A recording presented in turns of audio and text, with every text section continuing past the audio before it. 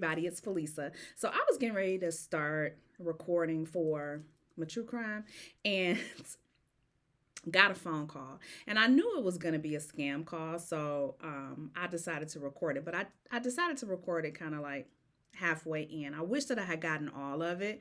But essentially, what is happening is we're seeing an uptick in these scam phone calls.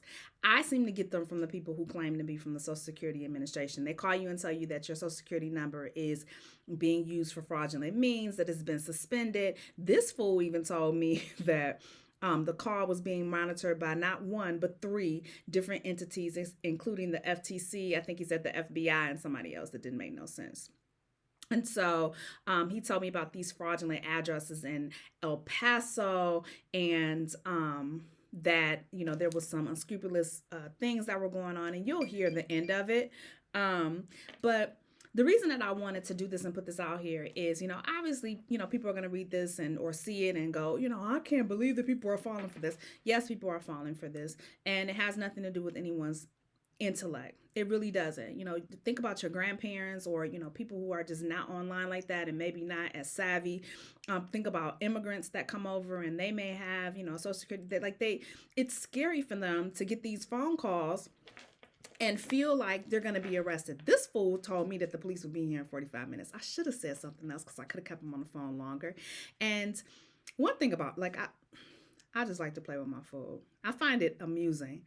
But my rationale behind that is not to just spend a whole lot of time on the phone with these fools. It's more so like, I feel like the more time that I spend on the phone with them, the less time that they have to call somebody else who's going to fall for it.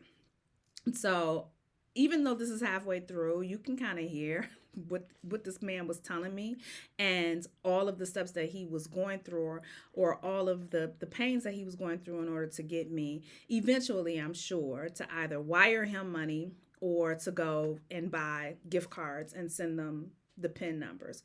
So if you get these phone calls and they love to call, like they'll spoof your number. So you'll look at it and they'll have the first 6 digits of your phone number. So, it looks like it's coming from somewhere local. This is got to be on the up and up. These people are very high tech and they have nothing else better to do during a pandemic than to scam innocent people out of their money. And I don't want that to happen to anyone. So I'm going to play you the audio and then I'll come back with the rest of my commentary, child. Okay. 0133. That's 0133. Yes.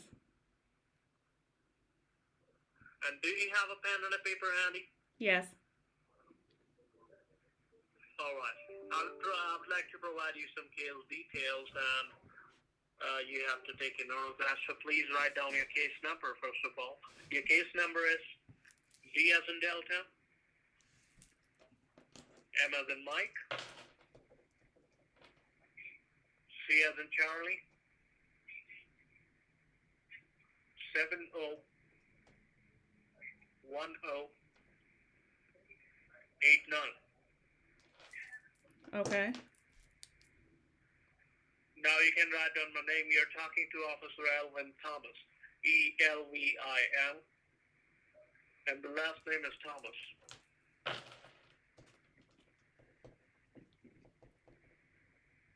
Okay. Yeah. Now you can write down my badge ID number. That is 02 840 195.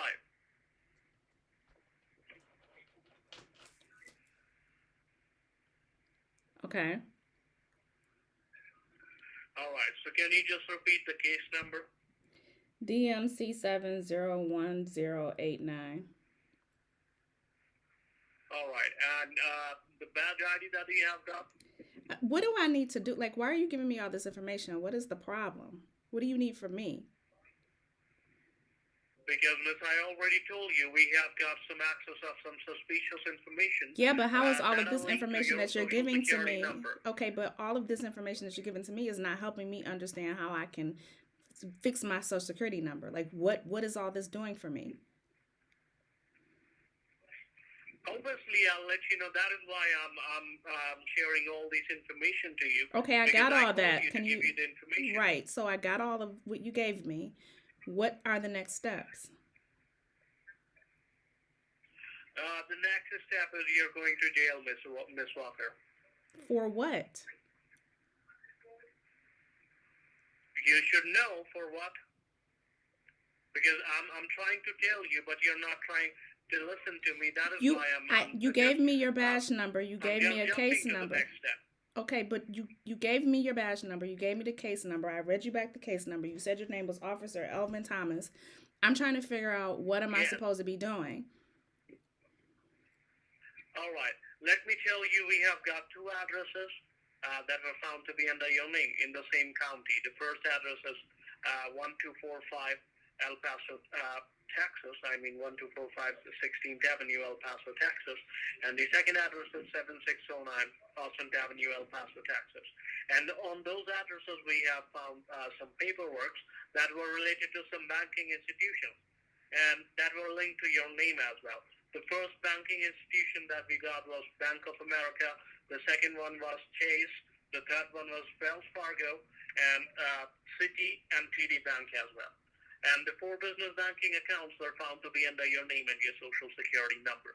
And you know, Ms. Walker, from those accounts, thousands of dollars have been wired locally and internationally to the narco trafficking countries like Mexico and Colombia. And that is totally seems suspicious. And that is the reason the law enforcement agencies of the state of Texas has filed a case against you for drug trafficking and money laundering. Okay, so so I just need to go to the police. That's what you're saying. No, you don't need to go to the police. Police is going to come at your place. Okay, so they'll be here when? Cuz I'd like to file a report. All right. Take your bath back, okay? They're going to come within 45 minutes. Okay.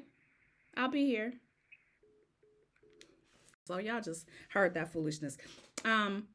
Couple of things that you can do to protect yourself. I mean, once your number is out there, it's probably out there and it's auto kicked and auto generated. You can create a blacklist, but that probably won't help you because once they realize that one number is not working and getting through, they just auto dial from another number. You can play along with them like I did. I don't know. Maybe you don't have that much time on your hands, but what I do recommend is that you find a credit monitoring software or system or program or whatever. I use Experian, but there's My FICO, there's True Identity. Capital One, if you have one of their credit products, has Creditwise. I have all that stuff, like seriously. Some of it I pay for, some of it I don't. Obviously, with a free product, you don't get access to as many of the features. And I can't tell you who has what, to be honest with you. So you need to find something that works for you. In my opinion, $20 a month, which is what I pay for Experian, or 30, one of them, is worth it because I can lock my credit report whenever I want to just from the app. Although it only works for Experian. So I have to go in and lock TransUnion and I have to go in and lock Equifax. It's a mess. They need to have one where you can lock all of them from the same thing. But honey money. Anyway, but I can at least lock a credit report. I can also see with Experian if my number or my email address has been found on the dark web, which is a nice thing. Like lately, as I've been logging in with my phone to certain things, I'll see a pop up that says, your email has been found on the dark web. You need to change your password. So, and it never lets me do it from my phone. Like it makes me go to a desktop, actually go to that physical site and change my password, which I think is nice. But even all of that, people with copious amounts of time on their hand is going to find a way to hack into your stuff, and that's where you need to be prepared and ready. Never give information out over the telephone. Never confirm or deny your existence. Anybody that's worth their salt, if they're talking to you, maybe they're giving you a phone call out of a courtesy or what have you, but demand that they follow up in writing. I never got to it with this fool because yeah. Anyway, a legitimate company is going to call you and then follow something up with you in writing. And even though it seems like they have all the information in the world, don't confirm nor deny nothing.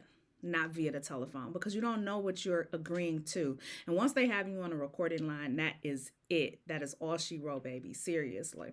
So I just wanted to kind of put that out there because, as comical as I find this, I know that there are, people who are falling for this every day, showing up at the Best Buy and Walgreens and wherever else, buying gift cards with the last amount of money that they have and sending it to these unscrupulous characters who apparently sleep well at night doing this to people. And I don't like that. I don't like that at all. So I wanted to come and I wanted to, showcase that. If I get another phone call, maybe I'll try and record it from its beginning and see how long I can keep them fools on the phone. Because, yeah, I don't have anything else better to do when it comes to them. You waste my time, I'm going to waste yours. Anyway, I hope that this is, something that has been helpful for you and useful for you and all those kinds of things. I'll leave a couple of identity monitoring things below. I don't get any kickbacks. I don't get any promos, no nothing. Some of them are services that I use, and if I do use it, I'll let you know that. And some are services that I've heard of that you'll have to do your own research and your due diligence, but you need to have something. Oh, and pull your credit report once a year free. Because, yeah, go through it. Eliminate all old addresses, all old telephone numbers. Get that crap off of there because, yeah, you should. Anyway, I'll talk to y'all later. Bye.